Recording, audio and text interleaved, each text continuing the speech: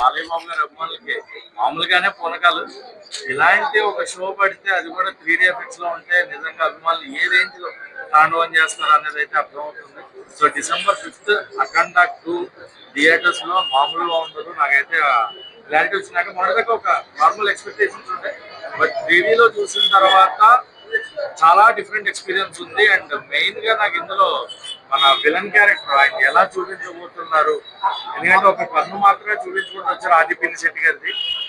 అది కాకుండా ఏం చేయబోతున్నారు, ఎందుకంటే ఆదిపిల్లి శెట్టి గారు ఉన్నారు అంటే అది వేరే ఉంటే ఆయన్ని ఏ రోల్లో చూపించబోతున్నారు, ఎలాంటి షో ఉండబోతుంది ఆయనతోటి, ఆయనకి బాలయ్య బాబు గారికి మధ్య ఉండే ఆ వార్ ఎలా ఉండబోతుంది అనే దానికోసం నేను వెయిట్ చేస్తున్నా.